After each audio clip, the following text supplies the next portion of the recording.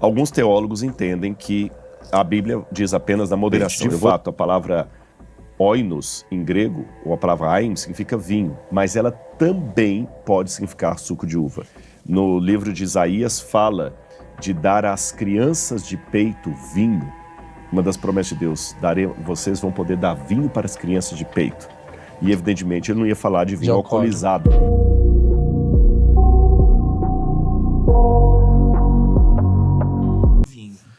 Rodrigo, vamos lá. Você me falou um negócio que eu achei muito interessante, que é que existe uma parte do nosso cérebro, né? Uhum. Que ela é ativada quando a gente tem religião, uma espiritualidade.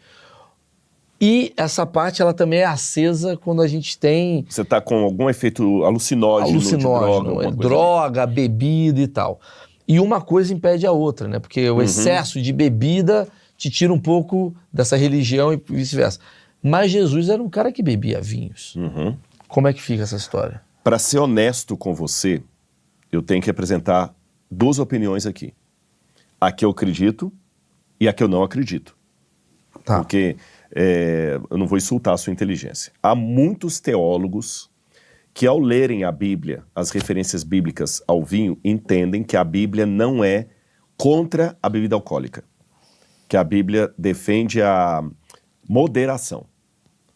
Outro grupo de teólogos, de exegetas, entende que não. Que a Bíblia tolera culturalmente a bebida alcoólica em algumas situações, mas que há uma abstinência à bebida alcoólica. Então a pergunta, para responder a sua pergunta, começa assim: abstinência ou moderação? Eu vou colocar algumas dificuldades que havia na época. O vinho só dá uma vez por ano. No hemisfério norte, é pelo mês de agosto, setembro, é mais setembro. Sim. Setembro assim, que é o período ali, final do... já entrando no outono, sabe? Quando começa ali a época da maturação da... Eu esqueci no Brasil quando, acho que o Brasil é fevereiro, se eu não me engano. Que o verão e o inverno. Exatamente. Ali você tem a uva, eles pegam a uva, colhem. E a uva, hoje você pode guardá-la em câmeras refrigeradoras e tudo mais. Na época era barril. Mas naquela... Não, nem barril, naquela época era ânforas mesmo. Ânforas, E o barril já vem depois, o barril de carvalho e tudo. E ela, evidentemente, ela fermenta. Sim. O suco de uva, quanto tempo ele vira suco? Ele vira já... Você botar a uva lá... O mosto vira vinho Isso. rapidamente, depois vira vinagre. Isso. Tá certo? Não dura muito tempo. Então, como é que eles iam ter vinho o ano inteiro? Como eu falei, alguns teólogos entendem que a Bíblia diz apenas da moderação. Eu vou dar os argumentos a esse favor, depois vou dar os argumentos ao outro lado, que é o que eu acredito. Os que acreditam que a moderação falam o seguinte: na Bíblia, a palavra yain, que é vinho, em hebraico, yain, significa vinho de uma maneira geral. E é vinho, vinho mesmo. Vinho, vinho mesmo. Em grego você tem a palavra oinos para vinho. Beleza. E realmente na Bíblia, quando fala, por exemplo, que Noé bebeu, ele ficou embriagado. Então tinha que ser realmente o vinho fermentado e tudo mais. Fora o fato que eles não tinham como ter suco de uva o ano inteiro, porque a uva fermenta.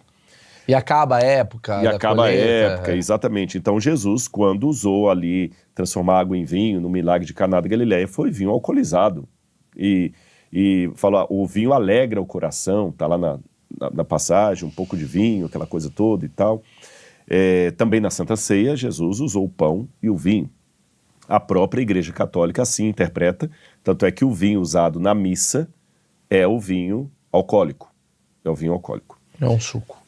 Do outro lado, agora, que é o lado que eu defendo, a argumentação é um pouquinho diferente. De fato, a palavra oinos, em grego, ou a palavra aim, significa vinho, mas ela também pode significar suco de uva. Olá. Ela também pode significar suco de uva. Por exemplo, no livro de Isaías fala de dar às crianças de peito vinho. Uma das promessas de Deus, vocês vão poder dar vinho para as crianças de peito. E evidentemente ele não ia falar de vinho alcoolizado para as crianças de vinho suco de uva. Você tem nos manuscritos do Mar Morto as questões sacerdotais em que você não poderia usar em nenhum elemento do santuário qualquer coisa que tivesse fermentação. O pão não poderia ser fermentado. E o vinho também não poderia ser fermentado. Entendi o que você está me falando. Quer dizer que parte do que a gente está falando era tudo um suco de uva? Exatamente. Talvez. Só o contexto vai dizer. Sim. Há situações que o óleo não era suco de uva, por exemplo, Noé não ficou embriagado com suco de uva, Sim. tá certo? Mas não necessariamente Jesus está pedindo pra galera beber suco de uva. Exatamente. Beber vinho. Exatamente. E até nos textos de Qumran, dos manuscritos do Mar Morto, tem uma passagem que fala do Ain, que é o vinho, depois muda a palavra para Teirosh. E Teirosh é o vinho não alcoólico. O suco de uva. É o suco de uva, que até hoje usa em hebraico. Teirosh. Eu sei que tu já falou isso, mas então quando ele transforma água em vinho, Na minha opinião, é opinião. mas eu deixando bem claro para É vocês tangue. que há... Pois é, tangue. Deixando bem claro para vocês aqui, eu não quis também ser o dono da verdade, que há teólogos que pensam de maneira diferente. Por isso que eu Entendi, mas é o apresentei os dois contexto. Na minha opinião, eu não vejo como procedente Jesus transformar a água em vinho alcoólico pelas seguintes razões. Letra A. Se os que advogam a bebida do vinho na Bíblia dizem que a Bíblia prega a moderação, porque essa é a tese, e não a abstinência, raciocina comigo. Todo mundo conhece o milagre de Caná de Galileia. Quem não conhece, galera, eu vou resumir para vocês. Jesus estava numa festa, porque Jesus ia à festa. Jesus não era um camarada... Pau comendo. Tal, feliz ali, tal, a música, tudo feliz, era o casamento e tal, aquela coisa, tudo... Beleza. Aí, chega o mestre e Maria, mãe de Jesus, deveria ser parente Da comissão da comissão organizadora. ali e tal, né? Maria, acabou o vinho e tudo. E isso era uma coisa muito ruim na época. Acabou a fantaúva. Maria, calma, eu vou dar um jeito. Eu vou a Jesus. Jesus, dá um jeito. Não, mãe, mas eles já beberam, eu não posso fazer nada. Dá um jeito, meu filho. Aí Jesus falou assim, então faz o seguinte, encham as talhas de água. E ele transforma a água em vinho. Raciocina comigo. Aquele povo já tinha bebido a festa toda. Uhum. Se Jesus dá mais vinho alcoólico para eles, onde é que está a moderação? Tá passando o limite. Para mim não bate. Se Jesus transformou em vinho mesmo, cadê a moderação que os teólogos falam que era vinho de verdade? Não teve. Tá todo mundo chapadão lá, eu vou dar mais vinho para vocês ainda, melhor ainda. Quer dizer, cadê a moderação? Segundo, na Santa Ceia. Se a Santa Ceia era uma coisa litúrgica, e na liturgia, eu falei dos manuscritos do Mar Morto, o livro de Deuteronômio, você não vai ter nada que é fermentado, nem o pão. Por isso que a hóstia consagrada da Igreja Católica é aquela fininha, aquela folhinha, parecendo ter casquinha de pão, né? Não, de Pão sorvete, né? Aquelas casquinhas sim. Sorvete. Ou quem é protestante também, dependendo da linha religiosa, é o pão sem fermento. Ou mesmo judeu na Páscoa, tem aquele pão sem fermento também, que eles usam ali. Então, por que o vinho teria que ser fermentado? Sim. Agora, historicamente, então eu dei minha interpretação bíblica historicamente, mesmo na cultura fora de Israel, o vinho alcoolizado não era de bom tom. Ok. Eu vou explicar como é que era o vinho na época. As pessoas bebiam, mas é igual maconha. O pessoal fuma maconha? Fuma. Na USP tem um monte de gente fumando maconha, na Unicamp, muito artista.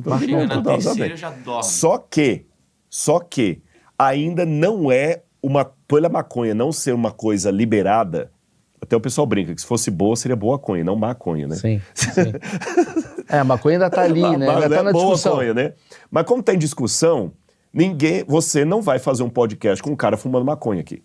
Já deu merda, né? O Monark já... Monark já viu. Né? Até não tá no Brasil. Ou seja, não é uma coisa que as pessoas usam, mas não é de bom tom. Sim. Concorda comigo? Moralmente falando. Moralmente falando. O vinho na época, essa é a comparação que eu quero fazer. Era as pessoas tomavam vinho, mas não era de bom tom. Já saí da Bíblia. Eu estou falando agora em escritos por exemplo, dos estoicos, dos epicureus, História, né? da história do próprio Marco Aurélio, que era imperador de Roma. O vinho fermentado não era. O cara que era dado ao vinho fermentado não era bom. Os próprios mitos de Baco, deus do vinho, os cultos baquianos, por exemplo, embora nós não saibamos ao certo toda a liturgia de Baco, Baco era o deus do vinho, Dioniso, de onde vem a palavra bacanal. Sim. O próprio culto a Baco não era um culto que o pessoal batia palma, era um culto assim, que a galera entendia assim... lá, os vinheiros lá. Os vinheiros lá, que não era coisa boa. Então, qual que era o fator do vinho? O vinho era o seguinte, ele era tomado misturado com água. Misturado com água. Especialmente porque o vinho era o que garantia algumas coisas para você.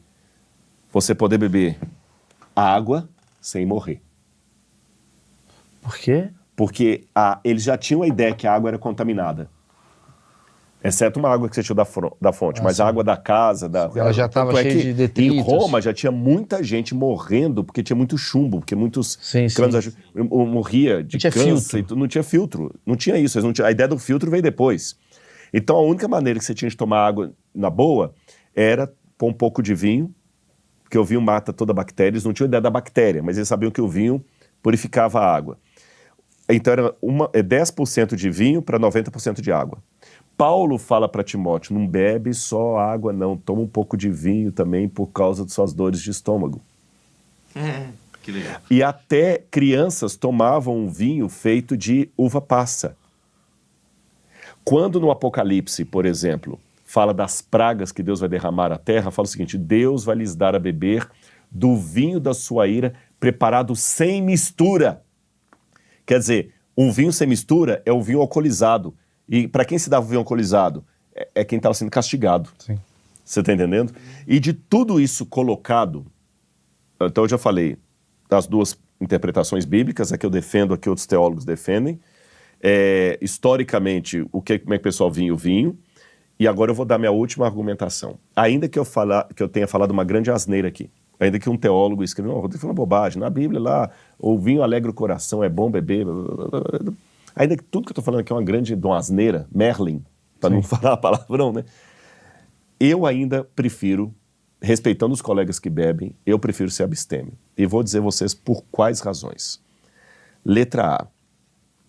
Eu dei aula numa faculdade de teologia, não vou falar de qual igreja, de uma igreja protestante, em que eu tive que substituir, e essa igreja protestante advoga a bebida moderada, e eu tive que substituir um professor, um teólogo, porque ele estava com problema de alcoolismo.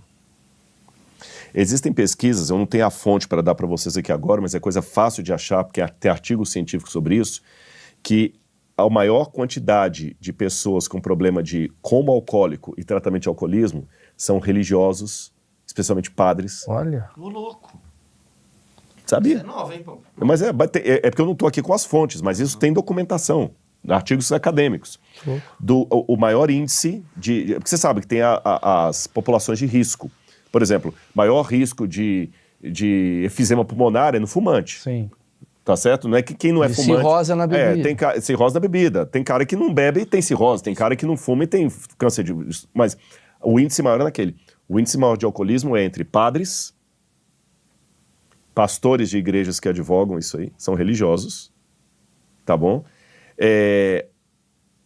Eu conversei com um médico uma vez, um cardiologista, falei o seguinte, mas vem cá, muita gente fala que um pouco de vinho todo dia é bom pro coração e tudo mais, então ele falou, Rodrigo, isso é verdade. Mas a Associação de Medicina, de Cardiologia, nunca vai recomendar isso para ninguém. Você não encontra. Tudo. Por quê? Quem garante que você vai beber só uma tacinha? Sim, você vai acabar... As estatísticas dizem que talvez uns 5 a 10% vão conseguir ficar só na tacinha. 90 e tantos por cento Se você abre um precedente para 95 ficar bebendo. Daqui a pouquinho, mas que você caixa machorra, você tá entendendo? Que vai acabar acontecendo igual aconteceu lá na Bíblia, lá com o Noé. O Noé. Noé Então, foi esse cara. Exatamente. Eu, particularmente, Rodrigo, respeito a galera que fuma maconha, que bebe. Eu discordo, mas respeito profundamente. Sim, sim. Então, até que se eu não respeitasse, eles não seriam meus amigos. Claro. Mas eu, Rodrigo, particularmente, eu prefiro ter minha mente lúcida. Gente, eu tô casado com uma mulher maravilhosa. Eu quero estar 24 horas por dia luz para amar essa mulher. Pra que eu vou ficar doidão? Caralho, que ele ganhou o dia agora foi... Não, é verdade, eu já não sei. Brigou, claramente brigou. Uma hora e meia de Você tá Jesus pra entendendo? no final. Ele usou isso daqui pra conquistar a mulher, mano. Tá entendendo? maluco. Aqui, ó. Esquerdomacho. Esquerdomacho da Bíblia. Então, quer dizer, a minha ideia é, a minha vida é tão boa, Sim. pra que eu preciso estar fora de sintonia pra curtir? Eu vou te dar a resposta. Porque você não torce pro Botafogo. Exato.